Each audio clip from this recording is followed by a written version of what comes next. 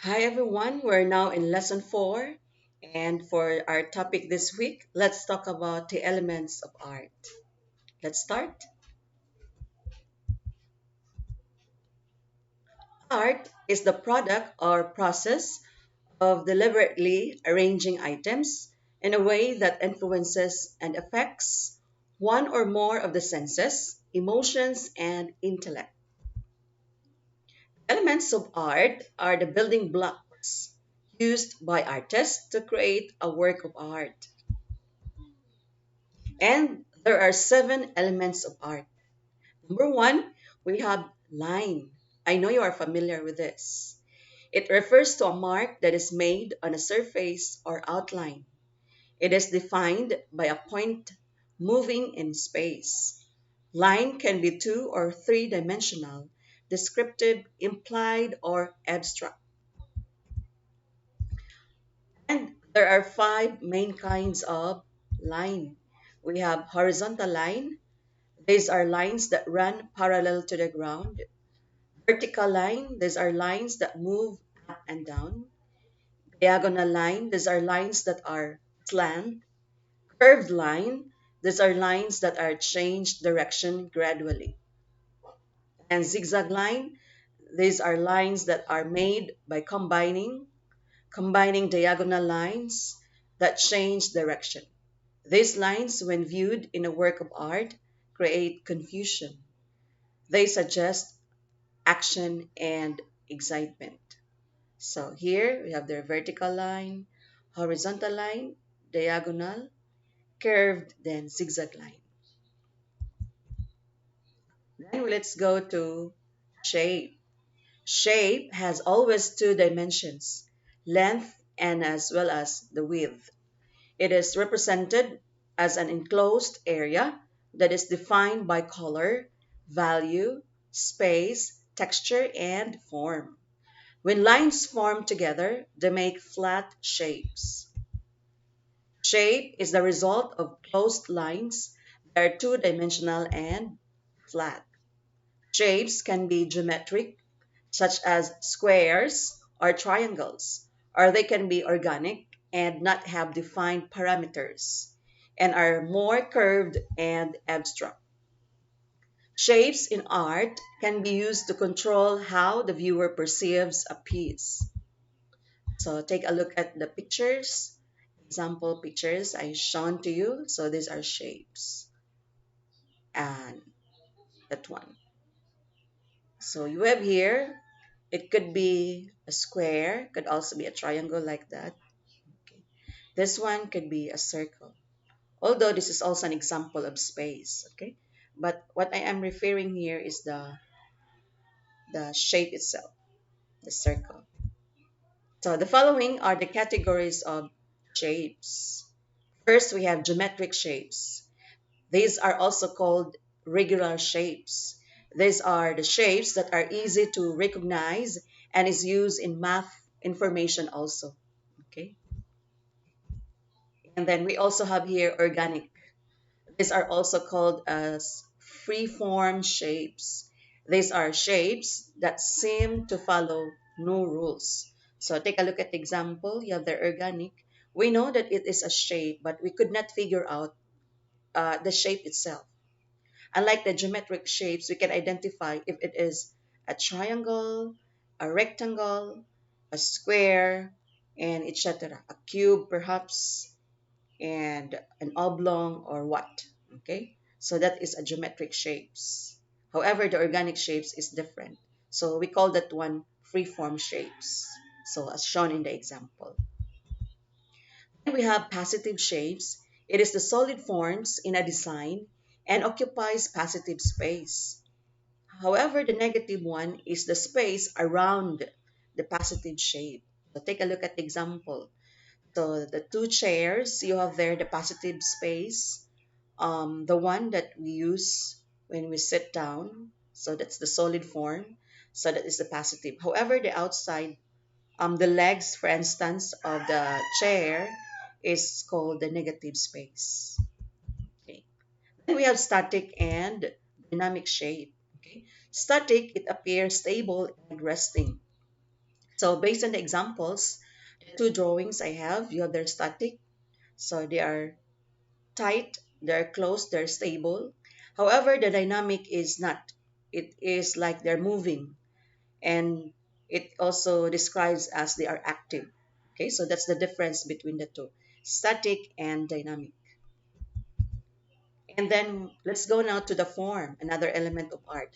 It is the physical volume of a shape and the space that it occupies. It can be representational or it could also be an abstract. Form generally refers to a sculpture, the 3D design and architecture, but may also relate to the illusion of 3D on a 2D surface. Take a look at the example of this. So that is one. Okay. So it is maybe a hotel or a house. Then below is actually a, a spring or a running water. So that is an example. So going back to the form, so that's the physical volume, the shape of a certain building that it occupies. Okay, so it represents something. So that's it. When shape acquires depth and becomes three-dimensional, it takes on form. Okay, three-dimensional art has an actual form, like in architecture, while two-dimensional pieces can have an illusion of form when the artist uses perspective or shading. Some common forms are cones, do you know that? Then pyramids, spheres, and then cubes. Okay, so those are examples. Then let's go now to value. This refers to the changes in base color and range of lightness and darkness within a picture. Try to take a look at the picture. So that is also common, for instance, in your Facebook profile picture, right? Sometimes we change our picture into black and white. So that is an example of value. So it depends on your imagination, your illusion, your creativity, and it depends on your subject to paint or to draw. So that is value. Value is also the lightness or darkness in color. The lightest value is the white and the darkest value is the black. The difference between values is contrasts. You can study the use of value in monochromatic or black and white pieces of art. Okay, so it depends on your choice. So that is another example of value. It's a nature. However, it is designed using black and white color. So the green one, it becomes darker, light becomes dark, and then the other one, it is a little bit light. Then let's go to texture. It is the surface quality of an artwork, the roughness and smoothness of a material from which it is made. Okay, for instance, like that. That is an example of a picture. It is how an object looks or feels. Sometimes texture can actually felt, such as in sculpture, or the texture of work can be implied, such as if you were to sketch sheep's wool, right? So how are you going to have it? Could be soft, smooth, it depends on you. If you want to make it real, then you can actually follow the actual texture of a certain thing or an object. Some words to describe texture include soft, hard, rough, brittle, fluffy, or smooth. Texture, how an object looks or feels. Sometimes texture can actually felt, such as sculpture or texture of work can be implied. Okay? We experience texture in two ways, optically and physically. Optically, it means that it is through your sight, and physically, it means through your touch. Okay? So you touch it and you can feel it, how it is being made. So that is an example of a texture. So optical texture is through your sight. An artist may use his or her skillful painting technique to create an illusion of texture, right? And then another one, physical texture. An artist may paint with expressive brush strokes whose texture conveys the physical and emotional energy of both the artist and his or her subject. Okay, if you they want it to make it really real, so you do it that way. Then we have color. It is the visual element that has the strongest effect on our emotions. We use color to create the mood or atmosphere of an artwork. Okay. There are three different components to color.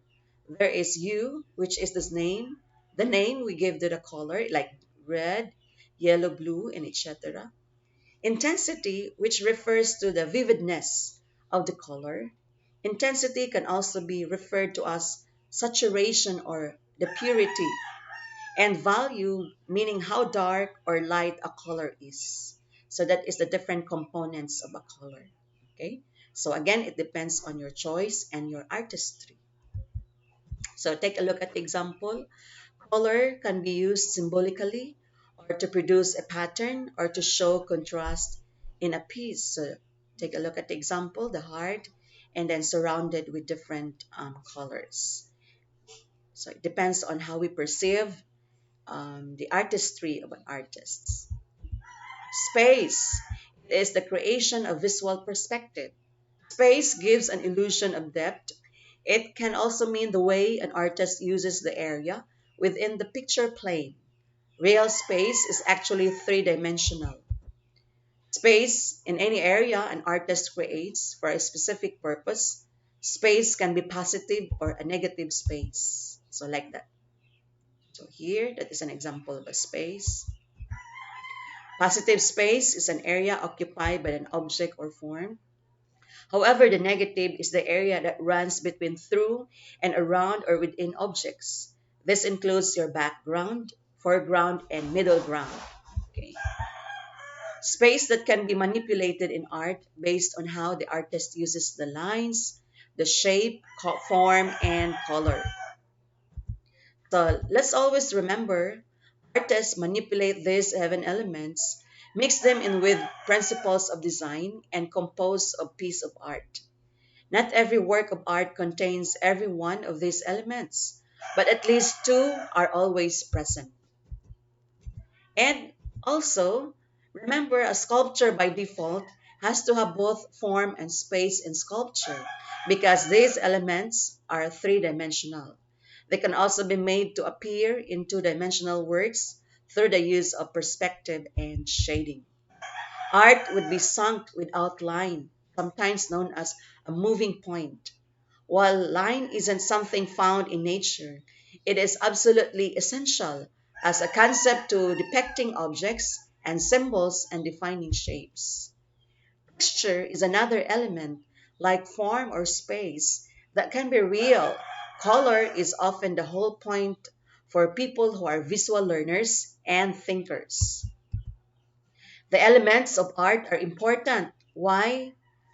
There are two reasons. First, and most importantly, a person can't create art without utilizing at least a few of them, of those elements that we mentioned. No elements, no art. That's the end of the story. It is like you're creating a story without a character or a characters. And we wouldn't even talking about any of this, would we? Secondly, knowing what the elements are enables us to describe what an artist has done, analyze what is going on in a particular piece, communicate our thoughts and findings using a common language. And I'd like to share two quotes from anonymous authors. They said that creativity is allowing yourself to make mistakes. Art is knowing which ones to keep. Practice makes progress, not perfect. All right, so those are the beautiful quotes that somehow inspire us to work on what we have started and go on. Okay, the things that we want to do in terms of art. So thank you very much for your participation. And then in your module, I attached there the different references and further readings for you to ponder and to learn more about the elements of art. Thank you, and then see you again.